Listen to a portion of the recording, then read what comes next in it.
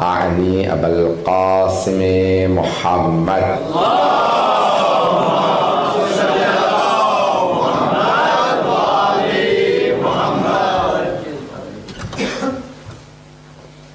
وعلى روحه ونفسه وصحره ووصيه سید الاتقیاء والاصفیاء مولا الموالی امام المتقین علی ابن ابی طالب اللهم صل على محمد وعلى محمد وعلى اوصیائه لا سیما بقیت اللہ فی الارضین روحی وارواح العالمین لتراب مقدمہ الفدا واللعنة الدائمة على أعدائهم أجمعين من الآن إلى قيام يوم الدين.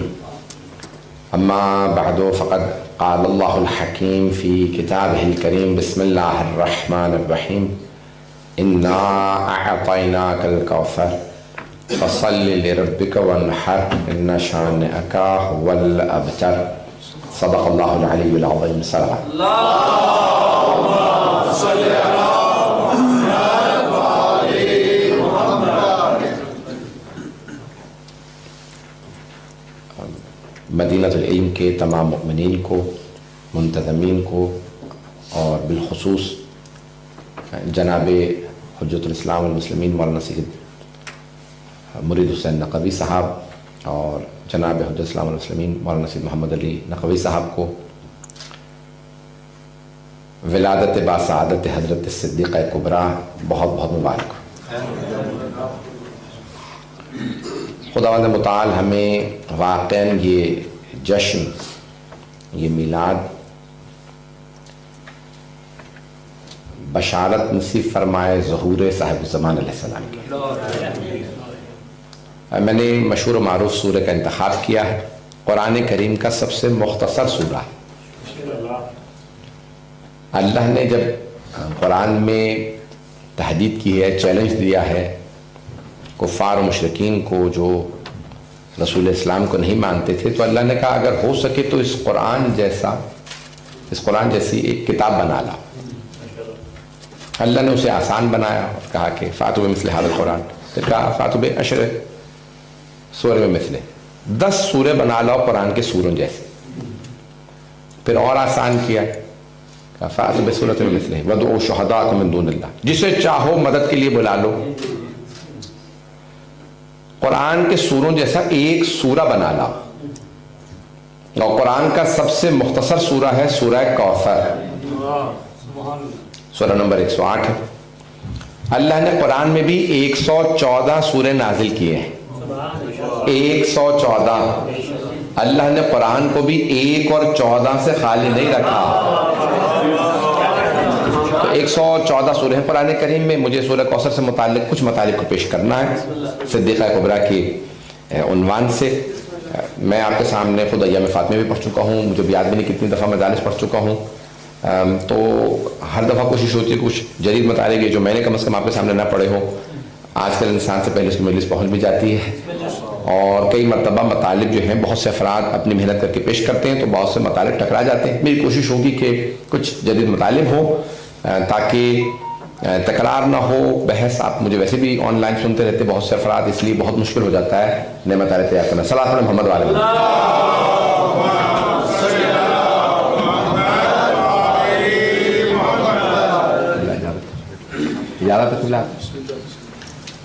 محترم المقام جناب آیت اللہ حافظ اعظم نقوی صاحب تشریف لا چکے ہیں، اور ہمارے محترم قبلہ مولانا حجت الاسلام والمسلمین شیخ جعفر علی نجم صاحب لندن سے. اب اتنے تمام علماء کے سامنے کوشش کروں گا اس طرف نہ دیکھوں تاکہ میں پڑھ سکوں. اتنی بڑی بڑی ہستیاں موجود ہوں تو ویسی زبان پہ تالے لگ جاتے ہیں. آپ کی دعاؤں کا محتاج ہوں تاکہ میں پڑھ سکوں. تو ایسا نہیں کہ میں کوشش کروں اس طرف نہ دیکھوں تاکہ میں واقعا پڑھ سکوں.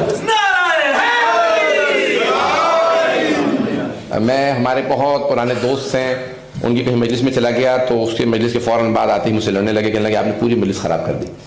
میں نے کہا میں نے کیا کیا؟ کہنے لگے اب نہ آتی تو میں پڑھ بھی لیتا. تو مجھے پورا یقین ہے کہ میرے بے انتہا محترم، میں بچپنے سے جن افراد کو دیکھ کے جوان ہوا ہوں، جن کا احترام کیا ہے اور جن سے سیکھتے رہے ہیں، آج وہ موجود ہیں. انشاءاللہ پیش کروں گا سورہ کوثر کی. میں نے کہا کہ تفسیر آپ نے مجھ سے بھی سنی ہوگی اور علماء سے بھی سنی ہوگی. میں نے کوشش کی ایک نئے پہلو کو لے کے آؤں یہاں پہ سورہ کوثر کے عنوان سے. تھوڑی سی توجہ کیجیے گا، شاید جدید مطالعہ. تو جانے گرامی، اللہ نے وہ چیلنج آسان کیا کہ پوری کتاب لے آؤ، 10 سورے لے آؤ، ایک سورہ لے آؤ. مختصر ترین جو قرآن کا سورہ ہے وہ سورہ کوثر ہے، لیکن اعجاز کے لحاظ سے اپنی آخری درجے پہ ہے، معجزے کے لحاظ سے آخری درجے پہ. کیوں؟ کیونکہ جس بی بی کا تذکرہ ہے اس سورہ میں وہ بی بی بے مثال ہیں. اور اس قرآن کے مختصر ترین سورہ میں اللہ نے جو ترکیب استعمال کی ہے، جو الفاظ استعمال کیے ہیں، وہ پورے قرآن میں کہیں نہیں آئے. پورے قرآن میں لفظ کوثر کہیں نہیں آیا سوائے سورہ کوثر. تھوڑی سی توجہ. اجانے گرامی، اللہ نے یہ جو کہا انا اعطیناکا، میں آج دوبارہ تحقیق کر رہا تھا، پہلے میں حالانکہ پڑھ چکا ہوں کیونکہ مجھے مطالب یہاں پہ پیش کرنا تھی علماء کی موجودگی میں، تو میں نے دوبارہ اس کو دیکھا ہے کہ آیا یہ ترکیب اللہ نے اس طرح سے قرآن میں کہیں اور نازل کی ہے، کہیں اور اللہ نے کہا قرآن کے اندر انا اعطیناکا، ہم نے آپ کو عطا کیا.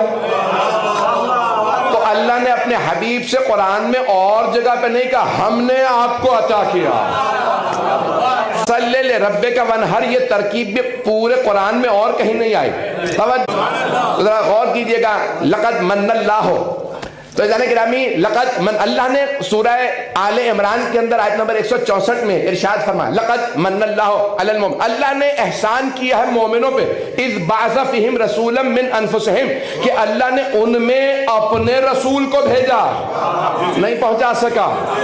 جانے گرامی، اللہ مومنوں پہ احسان جتلا رہا ہے. میں نے کھانے کو دیا کبھی نہیں کہا، پینے کو دیا کبھی نہیں کہا، یہ سایہ دیا، لباس دیا، کتنی نعمتیں دی، لیکن اللہ نے کبھی نہیں کہا یہ سب میں نے دی. اللہ نے کہا میں نے اپنا محمد،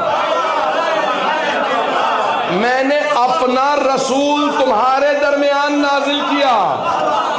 تم جہاں جاؤ گے ہر آدمی کہے گا یہ مسلمان کون ہے؟ کہ رسول عربی کے ماننے والے. اللہ نے نازل کیا حبیب خدا کو، بھیجا ہمارے درمیان. اذ بعث، اللہ نے مبعوث فرمایا. تو خداوند متعال نے جب رسول خدا سے متعلق ہم پہ احسان کیا تو کہا میں نے تمہارے درمیان اپنا رسول بھیجا. توجہ، اللہ نے وہ چیزیں رسول خدا کو عطا کی ہیں جو کسی نبی کو نہیں دی. بھئی 4 کتابیں ہیں، 100 صحیفے. اللہ نے انبیاء کو بلا بلا کے دی ہیں کتابیں. بھئی بڑے بڑے جید علماء موجود ہیں، بڑی ذمہ داری سے پڑھ رہا ہوں. تمام کتابیں اللہ نے بلا کے دی، صحیفے بلا کے دیے، پہاڑوں پہ بلایا. صحف ابراہیم و موسیٰ، جناب ابراہیم سے کہا آ جائیے ہم نے صحیفہ دینا. توجہ، جناب موسیٰ کو کوہ طور پہ بلایا، ہم نے توریت دینی ہے. جناب عیسیٰ کو جبل سعیر پہ بلایا، ہم نے انجیل دینی ہے. جناب داؤد کو بلایا فلسطین کے پہاڑوں پہ، ہم نے زبور دینی ہے. پیغمبر کو بلایا نہیں. کہا میرے حبیب آپ جہاں جائیں گے کتاب وہاں آئے گی.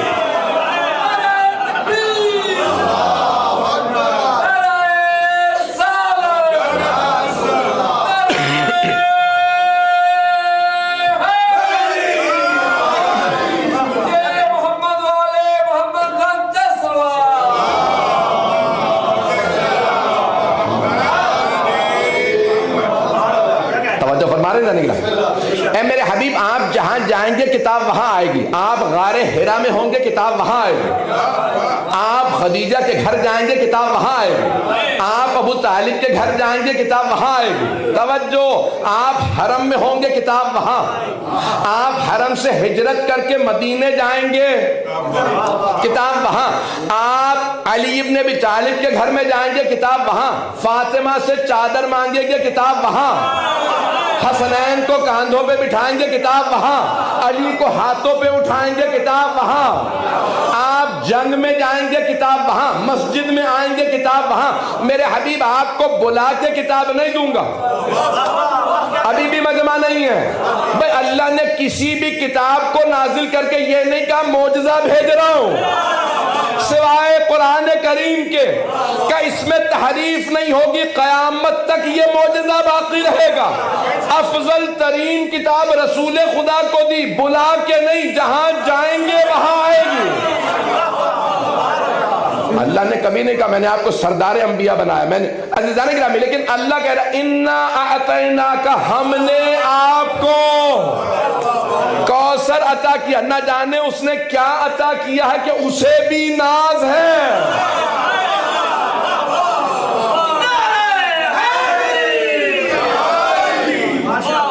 عزیزان گرامی، اب یہاں میں جو حوالے دوں گا، تین یعنی مختلف حوالے جو بھی پیش کروں گا اہل سنت کے بزرگ مفسرین کے۔ فخر الدین رازی بہت بڑے مفسر مانے جاتے ہیں، ہمارے مفسرین میں سے نہیں ہیں، تو انہوں نے اپنی تفسیر میں لکھا ہے کوثر سے مراد ہے خیر کثیر۔ مجھے صرف لفظ کوثر کو پیش کرنا ہے، اور قبلہ مجھے آپ کی دعائیں چاہیے، میں انشاءاللہ پیش کرنا چاہ رہا ہوں۔ اگر آپ سب حضرات میری دعا کیجیے گا، کوشش ہے کہ کوثر کو ایسے پیش کروں۔ میں نے کہا تھا ایک نئے زاویے سے دیکھیے گا، شاید ایک نیا پہلو ہو۔ تو فخر الدین رازی نے کوثر کے تفسیر میں لکھا ہے خیر کثیر، خیر کثیر یعنی خیر کی کثرت، زیادتی، انگریزی میں کہتے ہیں ابنڈنس۔ تو کثرت سے اللہ نے کسی کو کوئی خیر دی ہو تو اسے کہتے ہیں کوثر۔ یہ ہمارے مفسر نہیں ہیں، فخر الدین رازی نے۔ تو فخر الدین رازی نے کہا کہ خیر کثیر، بہت زیادہ خیر کو کہتے ہیں کوثر۔ بعض لوگوں نے کوشش کیا کہ نہیں، حوض کوثر یہاں مراد ہے جو جنت میں ہے، اور بعض مفسرین نے اس کا یہ جواب دیا ہے کہ اللہ نے جب آخرت سے متعلق فرمایا ہے قَوَلَ سَوْفَ يُعْطِيكَ رَبُّكَ فَتَرْضَى، آپ کا رب آپ کو عطا فرمائے گا کہ آپ راضی ہو جائیں۔ اور کوثر میں کہا اِنَّا أَعْطَيْنَاكَ الْكَوْثَرَ، ہم نے آپ کو کوثر عطا کر دیا۔ نہیں پہنچا سکا بھئی، جو آخرت میں چیز ہے وہ مضارع کے صیغے میں، دنیا میں تلاش کرو کوثر کی تفسیر، کیونکہ ماضی کا صیغہ آیا، ہم عطا کر چکے ہیں۔ اگر میں پہنچا سکوں، مجھے تفصیل میں نہیں جانا۔ تو آئیے ذرا، خیر کثیر فخر الدین رازی کہتے ہیں کوثر ہے۔ تو قرآن میں دو کثرتوں کا تذکرہ آیا، دو کثرتیں، ایک ہے کوثر، دوسرے ہے تکاثر۔ تھوڑی سی توجہ، بسم اللہ الرحمن الرحیم، الہاکم التکاثر حتی زرتم المقابر کلا سوف تعلمون ثم کلا سوف تعلمون کلا لو تعلمون علم الیقین لترون الجحیم ثم لترونها عین الیقین ثم لتسألن یومئذ عن النعیم۔ 8 آیات ہیں، بسم اللہ سمیت 9 مختصر آیات ہیں، مجھے ساری آیات کا ترجمہ نہیں کرنا، ابتدائی آیات سن لیجئے۔ الہاکم التکاثر، تمہیں کثرت نے ہلاک کر دیا۔ تو میں نے کہا تھا کہ حوالے دوں گا شیعہ مفسرین کے نہیں، کیونکہ مجھے جو بحث پیش کرنی ہے اس کے لیے بہت ضروری ہے کہ میں حوالہ دوں کسی بھی مستند۔ فخر الدین رازی بہت بڑا نام ہے۔ اب یہاں پہ حوالہ دے رہا ہوں مولانا ابو العلا مودودی، تفہیم القرآن سے، ان کی 8ویں جلد کے اندر انہوں نے لکھا ہے، جو جماعت اسلامی کے بانی ہیں۔ وہ کہتے ہیں کہ تکاثر میں یہ جو ہلاکت کا سبب اللہ نے لحف سے ہے، الہاکم، اور بڑی لمبی بحث ہے، مجھے خلاصہ پیش کرنا ہے پھر میرے موضوع سے متعلق صرف کوثر اور تکاثر۔ اگر ہے اب تک مجمع میرے ساتھ، تو وہ کہتے ہیں تکاثر کیا ہے؟ تو وہ کہتے ہیں کہ تکاثر یعنی جو چیزیں ہلاک کر دیں، انسان کو لغو میں لے جائیں، لحف میں لے جائیں اور ہلاکت کا سبب بنے۔ کا ایک مرتبہ انسان اپنے ہی سے مقابلہ کرتا، یہ مولانا مودودی فرما رہے ہیں، اپنے سے مقابلہ کرتا ہے، میرے پاس جو ہے کم ہے، زیادہ ہو۔ ایک مرتبہ دوسروں سے مقابلہ کرتا ہے، میرے پاس کم ہو زیادہ مجھے پرواہ نہیں، دوسروں سے زیادہ ہو۔ تو دوسروں سے مقابلے کے اندر کا یہ جو ہلاکت کا سبب بنتی ہے۔ اور تیسرے پھر وہ کہتے ہیں کہ ایک انسان مقابلہ زیادتی اور کثرت کا نہیں کرتا، بلکہ تانا دینے کا اور جتلانے کا مقابلہ کرتا ہے، میں جتلا سکوں کہ میرے پاس کیا ہے۔ تو اب میں نے نہیں کہا ہے، لیکن مولانا مودودی فرماتے ہیں کہ 3 کثرتیں لوگوں کو ہلاک کر دیتی ہیں۔ توجہ، 3 کثرتیں ہلاک کر دیتی ہیں۔ دولت کی کثرت انسان، شہرت کی اور نام و نمود کی، عہدے کی، کرسی منصب، یہ چیزیں ہیں جو ہلاک کرتی ہیں۔ مجمع ہو اگر میرے ساتھ، تو میں نے ساری تمہید باندھی ہے جن جملوں کے لیے، تھوڑی سی توجہ کر لیجئے گا۔ تو ادھر گرامی 2 کثرتوں کا ذکر ہے قرآن کے اندر، ایک کوثر والی اور دوسرے تکاثر والی۔ تکاثر میں بھی کثرت ہے، کوثر میں بھی کثرت ہے۔ کوثر والی کثرت کثرت خیر ہے، تکاثر والی ہلاکت ہے۔ تھوڑی سی توجہ، ابھی بھی سارا مجمع نہیں۔ تو اب دولت دو طرح کی ہوگی، تکاثر والی، کوثر والی۔ سارا مجمع نہیں ہے بھائی، دولت دو طرح کی، بھائی دولت دو طرح کی ہوگی، ایک تکاثر والی، دوسرے کوثر والی۔ عہدہ، منصب، کرسی بھی دو طرح کی ہوگی، تکاثر والی، کوثر والی۔ نام بھی دو طرح کا ہوگا، تکاثر والا، کوثر والا۔ جو اب تک نہیں پہنچے ذرا ساتھ چلیے، مکے لے چلو۔ مکے میں پیسے والوں کی کمی نہیں تھی، پیسے والے بہت تھے مکے میں۔ بھئی جب میں نے نام نہیں لیا تو پریشان کیوں ہے؟ مکہ بھرا ہوا تھا پیسے والوں سے، لیکن خالق کی نظر رکی تو حضرت خدیجہ کی دولت پہ۔ اب پہنچ گئے، مجھے نہیں معلوم سارا مجمع ہے یہ نہیں۔ اللہ کی نظر رکی تو جناب خدیجہ کی دولت پہ۔ دولت تو اوروں کے پاس بھی تھی، لیکن وہ ساری دولت، وہ پیسہ تکاثر والا تھا، جناب خدیجہ کا پیسہ کوثر والا تھا۔ ابھی بھی سارا مجمع نہیں ہے بھائی، مکہ سرداروں سے بھرا ہوا تھا، 40 سے زیادہ قبیلے تھے، ہر قبیلے کا کوئی سردار تھا، کہیں عتبہ تھا، کہیں شیبہ تھا، کوئی ابو سفیان تھا۔ اللہ نے سارے سرداروں کو دیکھا، اس کی نظر رکی تو حضرت ابو طالب پہ۔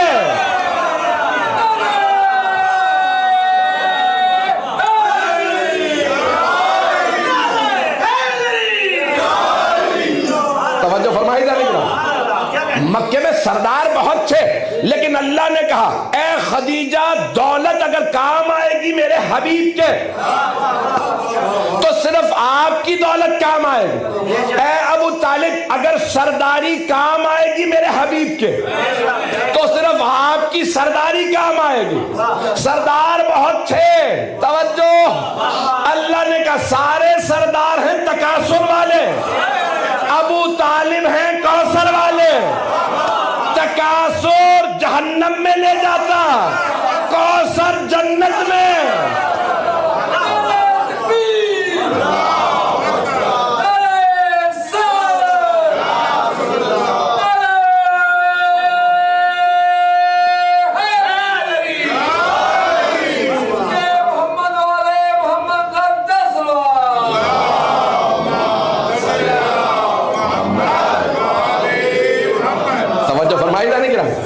لیکن ایک سخت جملہ کہہ جاؤں تو بہت معذرت کے ساتھ، کوئی برا محسوس نہ کرے، کسی کے اوپر بھی اشارہ نہیں۔ آپ کے پاس بھی اگر دولت ہو، عہدہ ہو، منصب ہو، کوئی وزارت مل جائے، کوئی بڑا عہدہ مل جائے، کسی کو دولت مل جائے، کسی کو نام مل جائے، تو پھر دیکھ لیجئے یہ تکاثر والا ہے یا کوثر والا۔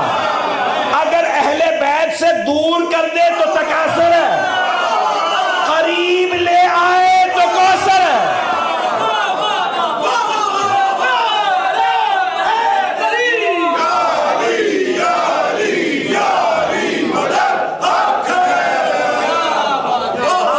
توجہ فرمائے تو گرامی، ہمیشہ سے تکاثر بھی رہا ہے، کوثر بھی رہا ہے۔ تو دولت بہت سوں کے پاس، وہ اور ہیں جو دولت جمع کر کے غنی بن جائے، جو اپنی ساری دولت قربان کر کے امیر کہلائے، وہ اہل بیت ہیں۔ تو گرامی، دولت بہت سوں کے پاس تھی، لیکن ملکۃ العرب جناب خدیجہ الکبریٰ تھی، ان کی دولت اللہ کو اتنی پسند آئی کہ اللہ نے کہا اگر ایک ایک درہم و دینار خرچ ہوگا تو دین اسلام پہ خدیجہ کا۔ اور اتنا خرچ ہوا اسلام پہ کہ جب جانے لگیں تو کفن تک نہیں تھا۔ میں مصائب پہ نہیں آیا ہوں، مصائب نہیں پڑھ رہا ہوں، یہاں تک کہ وصیت کر جاتی ہیں کہ مجھے میری پوشاک میں دفنا دیجیے گا۔ اللہ نے کہا ایک ایک درہم و دینار لگے گا تو خدیجہ کا۔ توجہ، عزیزان گرامی، دولت بہت سوں کے پاس تھی۔ توجہ، آج بھی بڑے بڑے افراد دولت لیے بیٹھے ہوتے ہیں، ہم دیکھتے ہیں کچھ کے پاس کچھ نہیں ہوتا لیکن دین پہ سارا خرچ ہوتا۔ برا محسوس نہ کیجیے گا، کسی پہ طنز نہیں کر رہا ہوں، یہ اللہ کی توفیق ہوتی ہے کہ کسی کی دولت دین پہ خرچ ہو، کسی کا منصب دین پہ خرچ ہو۔ بڑے بڑے شیعہ عہدوں پہ چلے جاتے ہیں، لیکن کسی کو توفیق ہوتی ہے کہ قوم کے کام آئے۔ پتہ نہیں لوگ ہیں یا نہیں ہے؟ میں جانے کہ آمین، نام تو بہت سو کا ہوتا لیکن اپنے نام کو دین پہ قربان کرنا۔ تو میں جو پہلو پیش کرنا چاہتا ہوں، تو کوثر اور تکاثر میں نے دونوں کو پیش کیا، اگر چلتے رہیں گے تو آگے بڑھانا چاہتا ہوں۔ تو جانے کہ آمین، تکاثر انسان کو ہلاکت میں لے جاتا ہے۔ تو ہمارے دل بتائیں، چہرے بتائیں، ہماری امام بارگاہیں بتائیں کہ آج اہل بیت علیہ السلام کی خوشی ہے۔ تو جانے گرامی پیش کر رہا ہوں، تو تکاثر والے بہت آئیں، ذرا کوکب دری سے پیش کر رہا ہوں کہ یہ روایت امام جعفر الصادق علیہ السلام،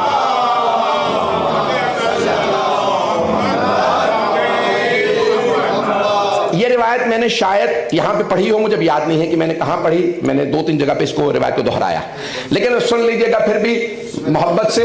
پچھلے مطالب میں نے یہاں پہ پہلے نہیں پڑھے ہیں، لیکن یہ سن لیجئے گا روایت، اگر آپ نے مجھ سے سن بھی رکھی ہے تب بھی سن لیجئے گا۔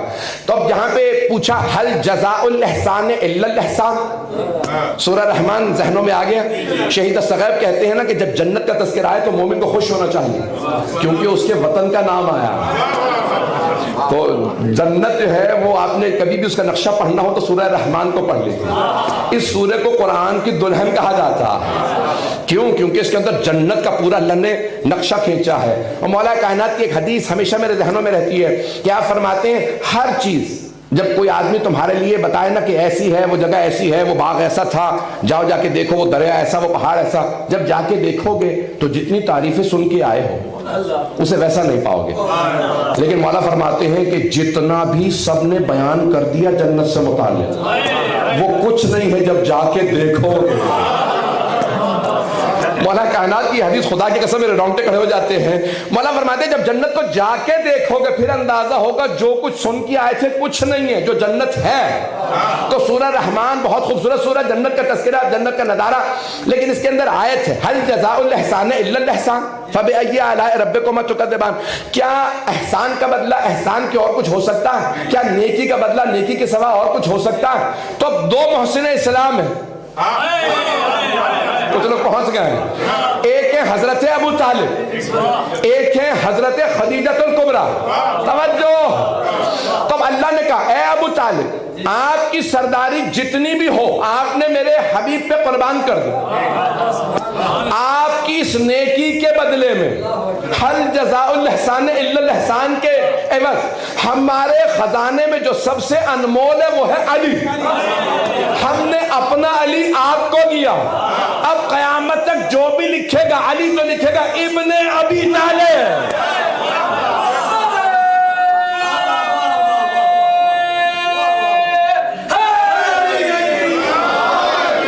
توجہ فرمائے جانے گی، قیامت تک کے لیے ہر آدمی غیر مسلم ہو یا مسلم ہو لکھے گا مولا کائنات کا لکھے گا علی ابن ابی طالب۔ توجہ، تب اللہ نے جناب ابو طالب کی خدمتوں کے نتیجے میں انہیں جناب امیر علیہ السلام کو عطا کر دیا کہ میں نے اپنا علی، آپ میرا ولی ہے، میں نے آپ کو۔ عزیزان گرامی، اب امام صادق فرماتے ہیں کہا کہ اللہ نے جناب خدیجہ کی دولت جو قربان کی تھی اس کے عوض ان سے کہا ہے خدیجہ ہم نے اپنی فاطمہ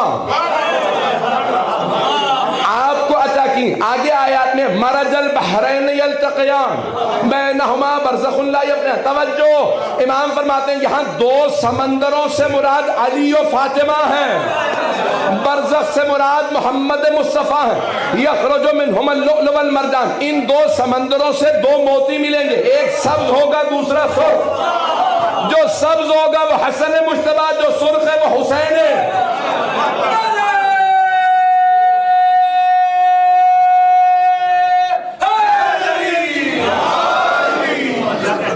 گرامی، یہ جناب پر یہ پنجتن پاک کی تفسیر ہے، اللہ کبھی کسی کا ادھار نہیں رکھتا، توفیق اللہ دیتا ہے، وہ چاہے تو کسی کافر یا مشرک کے دل میں ایمان نازل کر دے، اسے مومن بنائے، شیعہ بنائے، ہم پیدائشی شیعہ محروم رہ جائیں، اللہ اس سے کام لے۔ مجھے نہیں معلوم میں بات پہنچا پا رہا ہوں یا نہیں، حضرت گرامی یہ اللہ جس سے چاہے کام لے لے۔ میرے استاد میں یہ جملہ کہتے تھے، مجھے بہت پسند تھا کہ جو برائی کرو تو خود ذمہ داری لو، یہ گناہ میں نے کیا، اور جب بھی کوئی نیکی کرو تو کہا یہ میری نہیں ہے، اللہ نے توفیق دی۔ ہوتا برعکس ہے، جب ہم نیکی کرتے کہتے ہیں میں نے یہ نیک کام کیا، اور گناہ اللہ روک سکتا تھا، برائی اس نے کا بالکل برعکس، جب گناہ کرو تو ذمہ داری اپنے لیے لو۔ اللہ کو وہ بندہ پسند ہے جو کہ مقرب بالذنوب، میں گنہگار ہوں، جب نیکی کرے تو کہے اللہ نے توفیق دی تھی۔ لوگ ہیں یا نہیں؟ مجھے نہیں معلوم میں بات پہنچا پایا ہوں۔ عزیزان گرامی، جب انسان نیک کام کرے، جب اہل بیت علیہ السلام کی یہ عظیم ہستیاں جنہوں نے اتنی بڑی بڑی نیکیاں کی کہ ساری اپنی سرداری قربان کر دی، میں جملہ پیش کر رہا ہوں تاکہ میں بات کو آگے بڑھا سکوں، کہ جب جناب ابو طالب سلام اللہ علیہ کے پاس قریش کے سارے سردار آئے، جملہ آپ نے سن رکھا ہے، مجھے ایک نتیجہ دینا ہے، شاید دل کو لگے، کہ جب آئے سارے سردار، گئے تو سارے سردار ابو سفیان کے پاس سے کہ بھئی محمد باز نہیں آ رہے، ہمارے بتوں کو برا کہتے ہیں، بار بار روکتے ہیں، شراب پینے سے، بیٹیاں دفنانے سے منع کرتے ہیں، ہر بات پہ ٹوک رہے ہیں کہ سارے جو گناہ کرتے تھے۔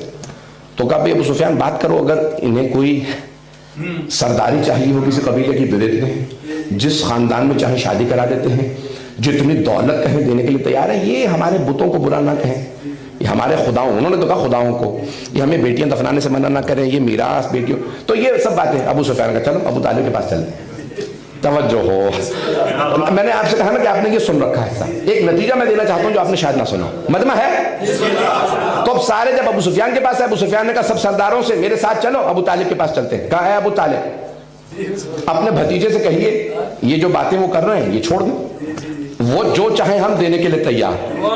توجہ، میں نے وہ ساری باتیں ذکر بھی نہیں کی ہیں جو انہوں نے کہی کہ ہم یہ دیں گے، یہ سب دینے کے لیے تیار ہے۔ اب بڑا مشہور و معروف جملہ ہے کہ سارے جب سردار آئے جناب ابو طالب کے پاس، جناب ابو طالب نے رسول خدا کی خدمت میں کہا بھتیجے سب سردار آئے ہیں ابو سفیان کی سرداری میں، اور وہ کہتے ہیں کہ آپ جو کہیں ہم دینے کے لیے، وہ سب گنوا دی بات ہے۔ تو مشہور و معروف جملہ سرور کائنات کا، چچا جان ان سے کہہ دیجیے اگر یہ سورج اتار کے میرے دائیں ہاتھ پہ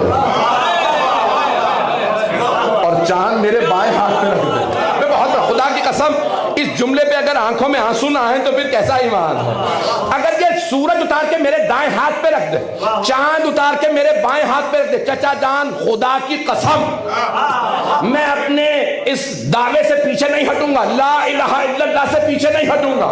توجہ، جو کچھ کہہ رہا ہوں اس سے پیچھے نہیں ہٹوں گا۔ بیٹیاں دفنانا حرام، شراب پینا حرام، یہ سارے گناہ حرام، اللہ کو ماننا واجب، میں اس بات سے پیچھے نہیں ہٹوں گا۔ جناب ابو طالب خوشی خوشی واپس آ کہ ابو سفیان سنو میرے بھتیجے کا جواب۔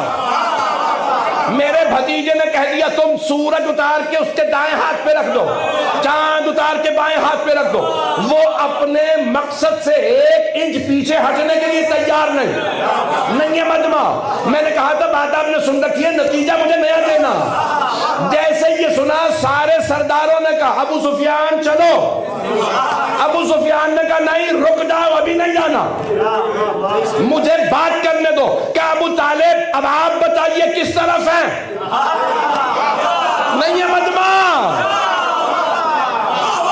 ایک مرتبہ ابو سفیان نے کہا ابو طالب اب آپ بتائیے، ہم نے محمد کی بات سن لی، ہمیں پتا تھا وہ اسی بات کریں، آپ بتائیے کس طرف ہیں، محمد کی طرف یا ہماری طرف؟ تو جناب ابو طالب نے فرمایا میں جب تک زندہ ہوں اپنے بھتیجے کے ساتھ۔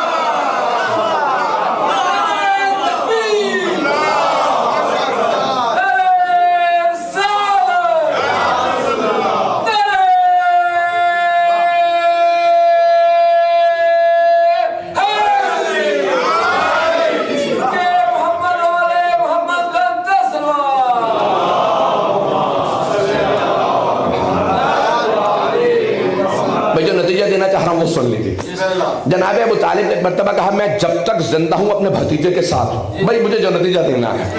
اب ابو سفیان نے کہا چلو کچھ نہیں ہو سکتا، نہیں پہنچا سکا ابھی تک. میں نے کہا تک نتیجہ نیا ہوگا, بات آپ نے سن رکھی ہے. اب جناب ابو طالب کے جملے پہ ابو سفیان نے سارے سرداروں سے کہا چلو کچھ نہیں ہو سکتا. کبھی پہلے بھی تم نے سن رکھا تھا؟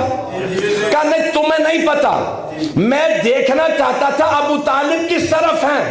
محمد کا تب تک ہم کچھ نہیں بگاڑ سکتے جب تک ابو طالب محمد کے ساتھ.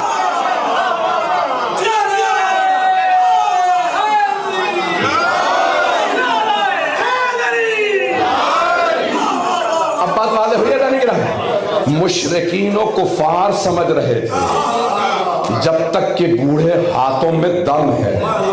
جناب ابو طالب بزرگ تھے, جوان نہیں تھے, خدا کی قسم بزرگ تھے. اور یہاں تک ہے کہ 80 برس اتنے بزرگ سن و سال کے اندر سفید ریش ہیں, بزرگ ہیں, کہہ رہے میں اپنے بھتیجے کے ساتھ کھڑا ہوں. فیضان گرامی یہ جملے سنے کہ ابو سفیان نے کچھ نہیں ہو سکتا محمد کا جب تک یہ ساتھ, کیونکہ جانتے ہیں یہ اکیلے ساتھ نہیں, ان کا ساتھ علی بھی ہے, جعفر طیار بھی ہے, حمزہ بھی ہے. نہیں ہے مجمع, یہ جانتے ہیں یہ جو بنی ہاشم کے چند افراد ہیں یہ سارے مکے کے لیے کافی. جو ابھی بھی نہیں پہنچا وہ سن لے, بڑی ذمہ داری سے پیش کر رہا ہوں. ایک مرتبہ کوفے والے آئے جناب امام حسن مجتبیٰ علیہ السلام کے پاس. بھئی میں آج جہاں تک پہنچانا چاہ رہا تھا پہنچا نہیں پا رہا ہوں. ایک مرتبہ ہے, کہا کہ اے حسن مجتبیٰ اپنے بابا سے کہیں ذرا پیٹ بھر کے کھانا کھا لے, سوکھی روٹی کھاتے ہیں, علی کی ٹانگیں کمزور ہو گئی ہیں, ہم نے اپنی آنکھوں سے دیکھا. ایک مرتبہ مولا حسن مسکرائے کا بابا کوفے والے کہتے ہیں ہم لاتے ہیں. ایک مرتبہ کوئی بکرا کھا لیجئے, کوئی بڑا جانور. مولا نے مسکرا کے کہا میرے لال کوفے والوں سے کہہ دو اس بڑھاپے میں ان کمزور ٹانگوں سے اس سفید ریش سے اگر سارے عرب جمع ہو جائیں میں علی سب کے لیے کافی ہوں.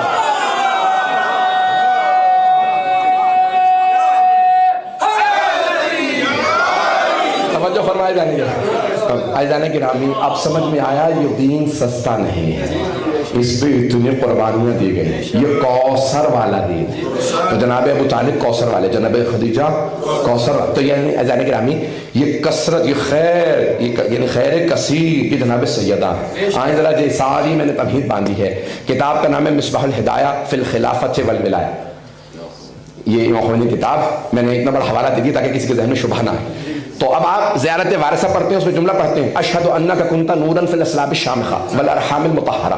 ہمارے علماء کہتے ہیں کہ مستند ترین جو زیارات ہیں نا وہ یہ زیارت عاشورہ, زیارت وارثہ, کہ صفوان جمال نے ان کو, یعنی یہ حضرت صفوان نے روایت کیا ہے کہ جب امام آئے عراق, کوفے آئے, کربلا گئے اور یہ پڑھی زیارات, تو انہوں نے کہا, صفوان نے کہا مولا کی خدمت میں کہ میں نے حافظے سے سن کے جب آپ پڑھ رہے تھے زیارت اپنے جد کی تو میں نے لکھی ہے, میں آپ کو سنانا چاہتا ہوں, میں نے صحیح لکھی ہے, یہ اس میں کوئی غلطی ہے. امام نے کہا سناؤ کہ تم نے میری باتیں سن کے حفظ کر کے لکھی.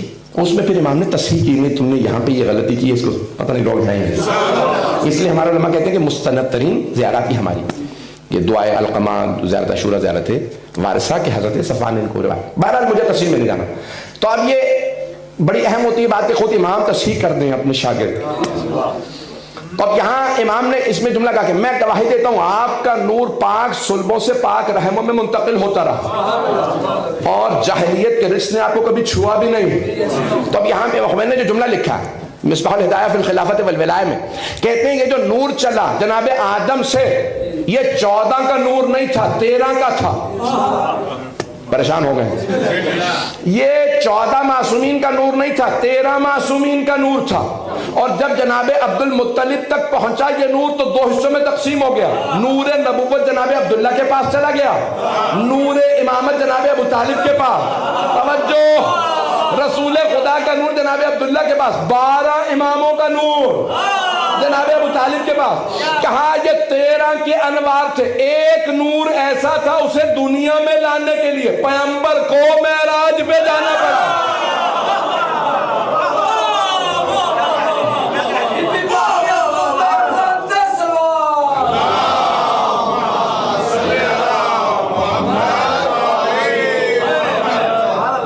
اب اس مقام پہ وحید خراسانی کہتے ہیں کہ اب پتہ چلا معراج مقدمہ ہے آمد جناب. فیضان گرامی کہ ایک نور ایسا جس کے لیے سرور کائنات معراج پہ گئے ہیں کہ وہاں پہ سیک دیا جنت میں. مجھے اب تفصیل میں نہیں جانا کہ اس میں جناب فاطمہ کا نور ودیعت کیا گیا ہے.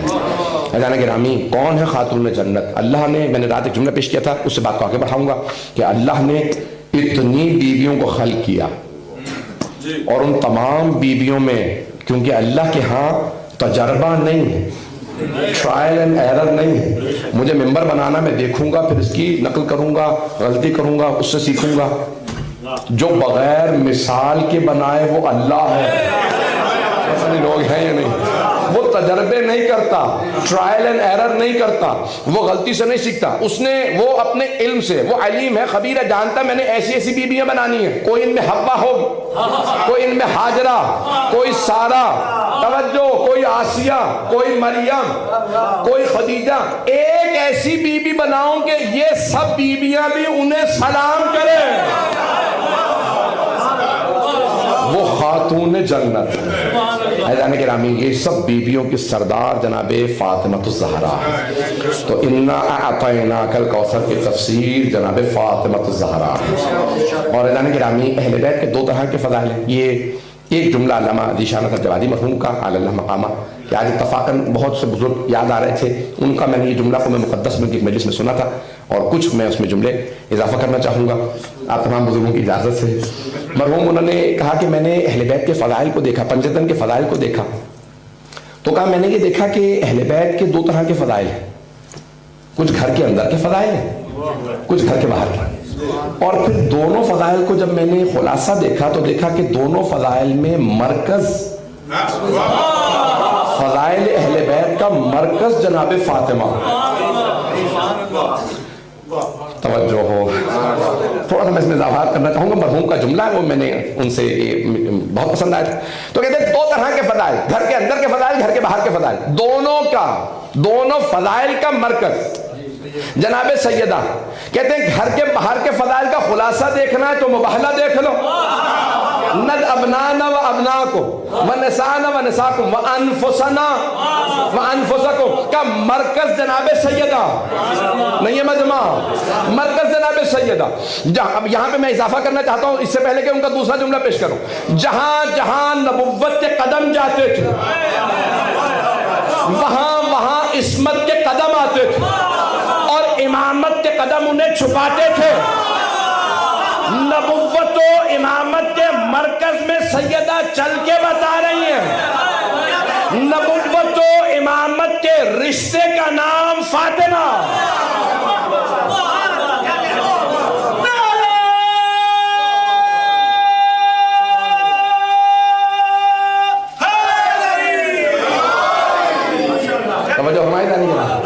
مرکز جناب خاتون جنت ہے. اور گھر کے اندر کے فضائل کا خلاصہ دیکھنا ہے تو آیت تطہیر کو دیکھ لیجئے، حدیث قصہ کو دیکھ لیجئے کہ اللہ نے جو تعارف کروایا تو کہا ہم فاطمہ و ابوہا و بعلہا و بنوہا. حضرات گرامی اللہ نے جب تعارف کروایا ہے تو خاتون جنت سے تعارف کروایا. یہ اس زمانے میں بہت ضروری تھا جہاں لوگ بیٹیاں زندہ دفنا رہے تھے، جہاں بیٹیوں کو ننگو آر سمجھا جاتا تھا. وہاں سرور کائنات جیسے اللہ کے سب سے محبوب نبی سید الانبیاء ہر دفعہ بیٹی کے آنے پہ کھڑے ہو جاتے تھے، قیام کر کے سمجھا رہے ہیں تم بیٹیاں دفنا رہے ہو، میری بیٹی کی تعظیم میں میں ہر دفعہ کھڑا ہو رہا ہوں. جان کے رامی جب ام المومنین کہتی ہیں جب جناب سیدہ تشریف لاتی سرور کائنات کھڑے ہو جاتے ہیں. یہ خاتون جنت کا مقام ہے. اور میں نے رات ایک جملہ کہا تھا سب کو پیش کر کے میں وہ بات مکمل کر دوں کہ جب جناب امیر سے کسی نے سوال کیا، یہ بھی کسی استاد کا حوالے سے پڑھ رہا ہوں حکم مقدس کے، اس نے سوال کیا یا علی ماں کے احترام میں کھڑے ہونا لازم، یہ کیا بیویوں کے بھی احترام میں کھڑے ہونا لازم ہے؟ کہ نہیں. کہ پھر آپ کیوں کھڑے ہوتے ہیں؟ کہ سنت نبوی پہ عمل کرتے ہیں. میں نے خود اپنی پوری زندگی سرور کائنات کو سیدہ کے لیے کھڑے ہوتے دیکھا ہے. میں اس لیے کھڑا ہوتا ہوں کہ میں کوئی یہ نہ کہے کہ علی نے سنت نبوی پہ عمل نہیں کیا، اور تاکہ جب دربار جائیں تو کوئی یہ نہ کہے کیوں توقع تھی کہ کوئی تعظیماً کھڑا ہو جائے؟ علی بھی کھڑے نہیں ہوتے تھے. مولا نے کہا کہ دیکھو جتنی دفعہ سرور کائنات کھڑے ہوتے سیدہ کے لیے اتنی ہی دفعہ. عزیزان گرامی، اور گھر کے اندر کے فضائل میں جناب سیدہ مرکز ہیں. ذرا اسی پہ مکمل کروں گا. 5 سے 10 منٹ کی زحمت دے سکتا ہوں قبلہ؟ یہ بہت مجھے اچھا محسوس ہوتا ہے کہ یہ علماء کی سرپرستی میں اس انداز سے اہتمام کیا جائے، اور مجالس محافل کا اہتمام نجف و قم میں مراجع عظام کرتے ہیں. تو جس طرح سے مدارس میں اہتمام ہے، اگر یورپ امریکہ میں بھی اسی طرح سے یہ جو آپ نے شروع کیا بہت اچھا سلسلہ ہے کہ خود علماء اہتمام کریں. جب مجالس محافل کا تو صرف کہنا ضروری نہیں ہے مجالس کا اتنا ثواب، محافل کا اتنا ثواب، ہم برپا کر کے بتائیں کہ ہم اسے خود عبادت سمجھتے ہیں، تو دنیا کو احساس ہو کہ ہاں ہم صرف کہہ نہیں رہے کہ یہ مجالس برپا کرنا ثواب ہے، ہم برپا کر کے دکھا رہے ہیں. جان گرامی، میں جس آخری پہلو کو پیش کرنا چاہتا ہوں کہ خیر کثیر خاتون جنت، ان کی نسل، اور اللہ نے جب دشمنوں نے سرور کائنات کو کہا کہ ابتر ہیں، اور وہ لہب کے لیے مشہور ہے، میں نے خود جو تفسیر میں دیکھا ہے کہ اس نے کہا کہ ان کے 2 بیٹے ہوئے، دونوں انتقال کر گئے، حضرت قاسم و حضرت عبداللہ. تو پھر اس نے کہا کہ بھئی یہ نسل بریدہ ہیں، اور یہ اس کے لیے کچھ الفاظ استعمال کیے ہیں جس کا میں ترجمہ نہیں کرنا چاہتا، تفسیر پیش نہیں کرنا چاہتا، مناسب نہیں.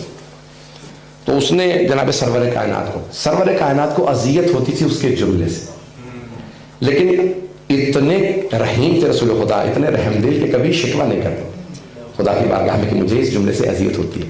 اللہ دلوں کے بھید جانتا ہے. تو اللہ نے سورہ نازل کیا انا اعطیناک الکوثر، ہم نے آپ کو کوثر عطا کیا. تو جناب سیدہ کے آنے پہ اللہ نے فرمایا ہم نے کوثر عطا کیا. اب یہاں جو اصول ہے، مجھے یہ جس بات پہ میں نے ختم کرنا ہے میں اس کو آج پیش کرنا چاہتا ہوں کہ کاش میں اس کو پہنچا پاؤں. عزیزان گرامی، دنیا کا اصول یہ ہے بیٹے سے نسل چلتی ہے.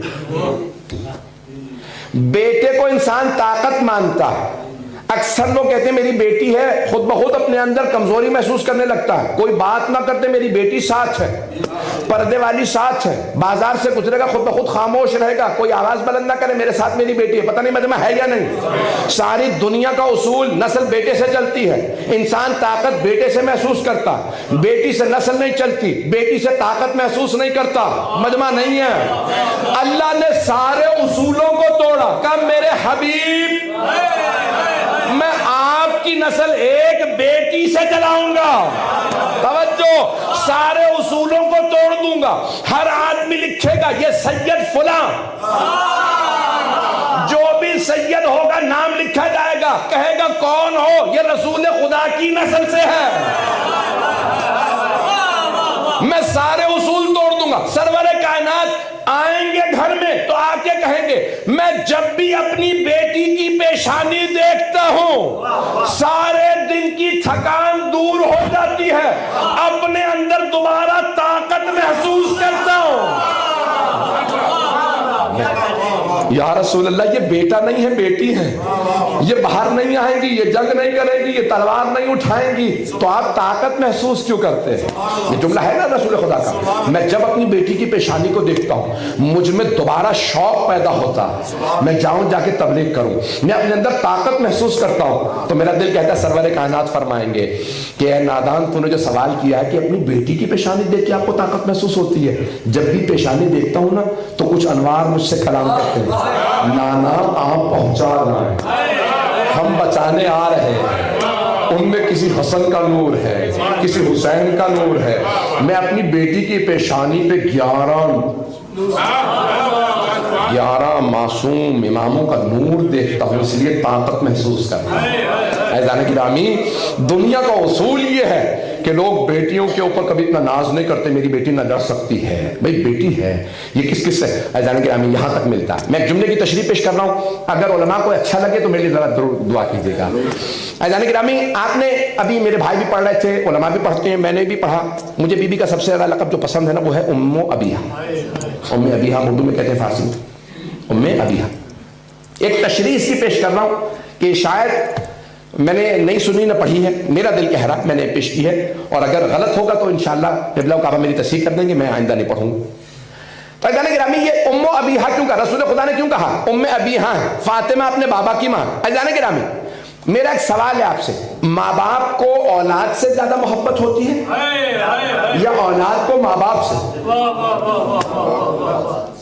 ماں باپ کو اولاد سے زیادہ محبت ہوتی ہے۔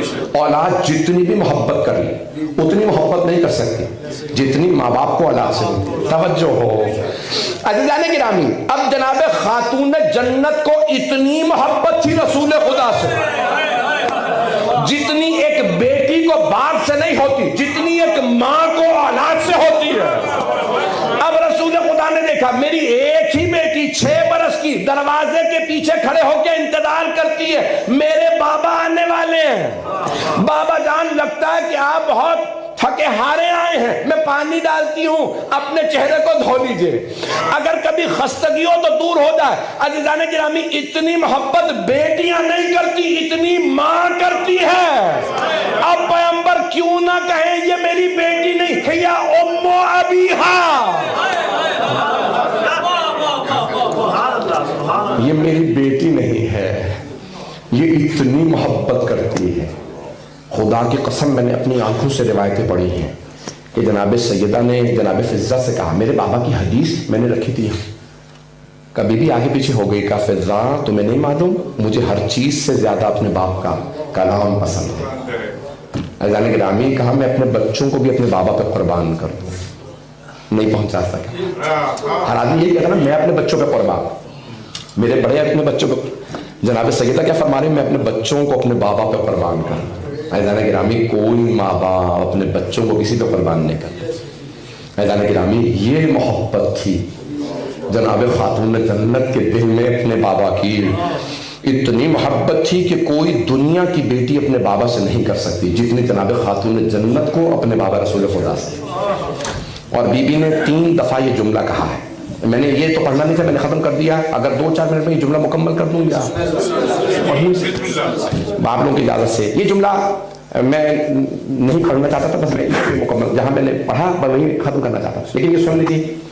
ابھی برادر اپنے شاعر میں پڑھ رہے تھے نگری صاحب 3 بیٹیوں پہ 1 بیٹی، تو بی بی کا جو خطبہ ہے جسے خطبہ فدقیہ کہا جاتا ہے، اس کے اور نام بھی ہیں، بی بی کے 2 خطبے مشہور ہیں، لیکن یہ اس میں میں نے خود اول سے آخر تو خطبے کو پڑھا، اس میں دیکھا کہ بی بی نے کم از کم 3 مرتبہ جو اس وقت میرے حافظے میں یہ جملہ دہرایا ہے مسجد نبوی کے اندر، کہ پہلے تو جب آپ نے ابتدا میں توحید بیان کی، پھر اس کے بعد قرآن کو بیان کیا، رسول خدا کی رسالت کو بیان کیا، تو وہاں پہ فرمایا کہ اشہد و اشہد ان ابی، رسول میں گواہی دیتی ہوں کہ میرے بابا، کائنات میں ایک ہی تو ہستی ہے جو کہہ سکے میرے بابا، اللہ کے رسول۔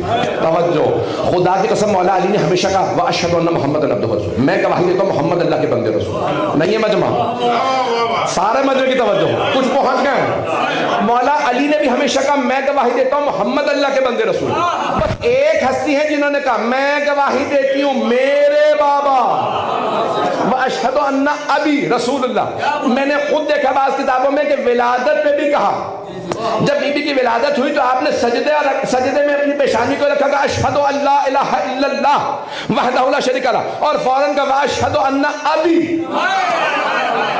میں گواہی دیتی ہوں میرے بابا، میرے، ہمارے نہیں۔ شاید میں پہنچا نہیں سکا، سارے مجمع کی توجہ۔ بی بی نے فرمایا واشہد ان ابی، چلیں آپ کہیں گے بھئی یہ تو کیونکہ کہا ہی جاتا ہے، میں تو یہاں پہ ایک دفعہ کہہ دیا میرے بابا، نہیں، پھر بی بی نے اکتفا نہیں کیا، آگے بڑھی، پھر بی بی فرماتی ہیں اعلموا ایھا الناس اعلموا انی فاطمہ، اے لوگو جان لو میں فاطمہ ہوں، و ابی محمد، میرے بابا محمد مصطفیٰ۔ دوسری مرتبہ فرما میرے بابا۔ جب جناب یعقوب کے بیٹے گئے تھے عزیز مصر کے سامنے تو کہا تھا ابو ہمارے بابا بزرگ ہیں، کیونکہ 12 بیٹے تھے، وہ نہیں کہہ سکتے تھے میرے بابا۔ جناب سیدہ کہہ رہی ہیں میرے بابا، سننے والے عرب تھے، ٹوکا نہیں، 3 اور بھی ہیں۔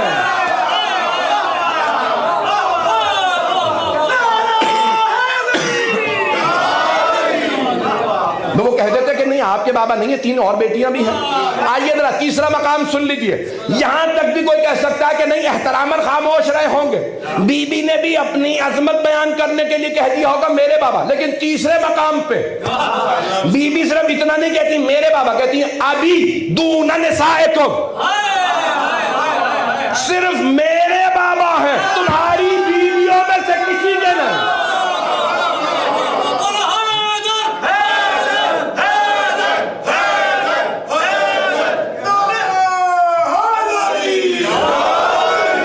توجہ فرمائی جانے کے ابھی دون نسائکم، صرف میرے بابا، تمہاری خواتین میں سے کسی کے بابا نہیں۔ عزیزان گرامی، اب یہ میں ایک جملہ یہاں پہ کہنا چاہتا ہوں کہ اگر اور بیٹیاں اور بہنیں بھی ہوتی، اور بہنیں بھی ہوتی تو پھر چلے وہ احتراماً خاموش رہے، بی بی کی عدالت میں حرف آتا، اور بہنیں بھی تھی وہ صرف کہہ رہی ہیں صرف میرے بابا نہیں ہے مجمع۔ بی بی کی عدالت کا تقاضا یہ ہے کہ بی بی فرماتی نہیں ہمارے بابا۔ یہ کہنا کہ صرف میرے بابا اس بات کی دلیل ہے کہ صرف آپ کے بابا۔ اور پھر عزیزان گرامی، یہ سرور کائنات کے لیے کتنی حدیث ہیں، ہر روز جناب سیدہ کے گھر آتے، بار بار ملتے، تحفہ لاتے، بی بی کو دیتے۔ اور اگر اور بیٹیاں بھی ہیں اور محرم ہیں تو پھر تقاضا ہے نا کہ چاہے وہ معصومہ نہ ہو، پتہ نہیں لوگ ہیں یا نہیں، چاہے کائنات کی ملکہ نہ ہو، تقاضا تو ہے کہ اوروں سے بھی ملے۔ توجہ عزیزان گرامی، یہ سرور کائنات سمجھانا چاہ رہے ہیں پالی ہوئی بیٹیاں اور ہوتی ہیں، خونی بیٹیاں اور ہوتی ہیں۔ اور یہ کمال جناب خدیجہ کا ہے کہ انہوں نے غیروں کی بیٹیاں اس محبت سے پائی کہ لوگ آج تک شک کر رہے ہیں اپنی تھیں یا اوروں کی۔ ہمارے ایک استاد شیخ جعفر الہادی مرحوم ہو گئے، کرونا سے انتقال گئے، آیت اللہ شیخ جعفر الہادی، تاریخ میں، کلام میں، تقابل ادیان میں یہ بہت بڑا نام تھا۔ میں نے 2 سال ان سے بہت استفادہ کیا۔ مرحوم فرماتے تھے کہ میں ثابت کر سکتا ہوں کہ حضرت ہاشم اور امیہ بھائی نہیں تھے۔ یہ انہوں نے جو لکھا ہے کہ جڑواں بھائی تھے، ایک کا پاؤں دوسرے کے سر سے جڑا ہوا تھا، تو وہ مرحوم کہتے تھے کہ نہیں بھائی نہیں تھے۔ توجہ، حضرت عبد مناف کہیں شام گئے تو دیکھا کہ غلام بک رہے ہیں، تو غلام خریدنا چاہا، ایک آدمی نے کہا یہ غلام خرید لیں، اس کو کوئی نہیں خرید رہا، تو ان کا کیوں؟ کہا اس کا شجرہ نہیں معلوم ہے، یعنی شکل و صورت کا اچھا نہیں ہے، کمزور ہے، ایسا ہے ویسا ہے، اس لیے کوئی سے خرید نہیں رہا۔ تو کوئی بات نہیں، خریدا، اور آنے کے بعد کہا ہاشم اپنے بیٹے سے کہا اسے کبھی غلام نہ سمجھنا، اسے میں بڑی حسرت سے لے کے آیا ہوں، اسے ہمیشہ بھائی سمجھنا۔ توجہ ہو، اب یہ کمال حضرت ہاشم کا تھا کہ کبھی امیہ کو محسوس نہیں ہونے دیا تو غیر ہے، تیرے باپ کا پتہ نہیں ہے، تو ایسا ہے تو ویسا۔ اب کیا ہوا، امیہ کے دل میں حسد آنے لگا، جہاں جاتے ہیں ہر آدمی کہتا ہے ہاشم خوبصورت ہے، یہ جب تیر اندازی کرتا اس کا نشانہ جگہ پہ بیٹھتا، یہ بہادر ہے، یہ دلیر ہے، یہ سخی ہے، نہیں ہے مجمع۔ اب اس کے دل میں بغض بیٹھا جو نسلوں میں منتقل ہوتا گیا۔ عزیزان گرامی، یہ اہل بیت کا کرم ہے، انہوں نے اوروں کو اس محبت سے پالا، لوگ آج تک شک کرتے ہیں۔ یہ ہمارے استاد کہتے تھے کہ ان کا کمال تھا بنی ہاشم کا کہ اس محبت سے پالتے تھے، کبھی غیر کو غیر محسوس نہیں ہونا۔ کہ یہ حضرت خدیجہ کا کمال تھا، کبھی بھی محسوس نہیں ہونے دیا یہ اوروں کی بیٹیاں، کہ انہیں حصہ بھی دو، انہیں دولت بھی دو، انہیں کتنی محبت سے پوشاک اعلیٰ سے اعلیٰ دی۔ عزیزان گرامی، آئیں ذرا اس بی بی کا صدقہ مانگے کہ جو اتنی کریمہ بی بی ہیں، جن کے بابا کریم ہیں، پروردگارہ آج کے اس میلاد کے صدقے میں بانیان جشن، شرکت کنندگان، پڑھنے والے، سننے والے، علماء اعلام، محترم المقام، اور جتنے بھی ہمارے مومنین نے اس میں پڑھنے میں حصہ لیا ہے جس طرح سے بھی حصہ لیا. پروردگارہ سب کی توفیقات میں اضافہ فرما, ہم سب کی عاقبت بخیر فرما. پروردگارہ زندگی میں ہمیں بار بار خاتون جنت کی زیارت نصیب فرما, آخرت میں ان کی شفاعت نصیب فرما. پروردگارہ جو ہاتھ بلند ہیں کسی کو رد نہ فرما. پروردگارہ تجھے واسطہ اپنے عزت و جلال کا, تجھے واسطہ محمد و آل محمد کی عظمت کا, ہمیں جنت البقیع دوبارہ تعمیر ہوتا دیکھنا نصیب فرما. بھئی یہ 100 سال ہو رہے ہیں اس سال جنت البقیع کے انہدام کو, تو اس لیے میں بار بار ہر جگہ پہ اس کو پوائنٹ آؤٹ کر رہا ہوں. پروردگارہ اس وقت دنیا کے حالات بہت سخت خراب ہیں, دنیا کے اندر ظلم بڑھ چکا, وبائیں ہیں, بے انتہا مسائل ہیں. پروردگارہ ان تمام وباؤں کا خاتمہ فرما, ظلم کا خاتمہ فرما. ہم سب کو صاحب الزمان علیہ السلام کا ظہور دیکھنا نصیب فرما. دشمنان اہل بیت کو نیست و نابود فرما. داعش و طالبان کو آل سعود کو غارت فرما. پروردگارہ اس وقت دنیا میں حالات خراب ہیں, خصوصاً کشمیر میں, افغانستان میں شیعوں کے بہت زیادہ حالات خراب ہیں اس وقت. خود پاکستان میں حالات خراب ہیں, ہائی الرٹ پہ ہے. سیلاب زدگان کے حالات ابھی تک بہتر نہیں ہوئے ہیں. ہندوستان میں مسلمان کے حالات خراب ہیں. ایران, عراق, شام, بحرین, یمن, فلسطین, نائجیریا, برما, کس کا نام لوں, اتنی طویل فہرست ہے. پروردگارہ سب جگہ حالات بہتر فرما. مومنین کے جان, مال, عزت, آبرو کی حفاظت فرما. تمام بے اولادوں کو اولاد عنایت فرما. اولاد والوں کی اولاد کو نیک و صالح بنا. پروردگارہ ہم سب کی عاقبت بخیر فرما. اسد عباس ان کی فیملی اور دیگر افراد نے اس جشن کا اہتمام کیا. پروردگارہ کی توفیقات میں اضافہ فرما. پروردگارہ بہت سے لوگوں نے مجھ سے التماس سے دعا کی ہے, مجھے نام یاد نہیں ہے, مجھے دعائیں تک یاد نہیں ہیں. بہت سے لوگوں نے مختلف اپنے کاموں کے لیے مجھ سے دعا کی اور خاص طور سے کہا کہ خصوصی طور پہ دعا کر دیجیے گا. پروردگارہ جتنے افراد نے ہم سب سے التماس سے دعا کی ہے سب کی دعائیں مستجاب فرما. پروردگارہ یہ جو ہاتھ بلند ہیں تجھے واسطہ اپنے عزت و جلال کا, کسی کو خالی نہ لوٹا. ہمیں اس جشن کی عیدی عنایت فرما. ہمارے گناہان کبیرہ صغیرہ معاف فرما. ہم سب کی عاقبت بخیر فرما. پروردگارہ ہماری ان گنہگار آنکھوں کو صاحب الزمان کا ظہور دیکھنا نصیب فرما. ربنا تقبل منا انک انت السمیع العلیم بحق محمد وآلہ طیبین الطاہرین المعصومین. پروردگارہ حسینیۃ الزہرا جناب السیدہ کے نام سے موسوم ہے. پروردگارہ اس امام بارکوں کو مزید ترقی عنایت. اور جناب زمین مولانا سید مرید حسین نقوی صاحب, مولانا زمین مولانا سید محمد علی نجفی صاحب اور دیگر خدمت گزاران جتنے بھی مومنین یہاں پہ جس طرح سے بھی دام دل میں سخن حصہ لیتے ہیں سب کی توفیقات میں اضافہ فرما. بہت سے لوگوں نے پروردگارہ جس طرح سے بھی دنیا کے اندر جہاں پہ بھی اہتمام کیا یہ اپنی بارگاہ میں قبول فرما. ربنا تقبل منا انک انت السمیع العلیم بحق محمد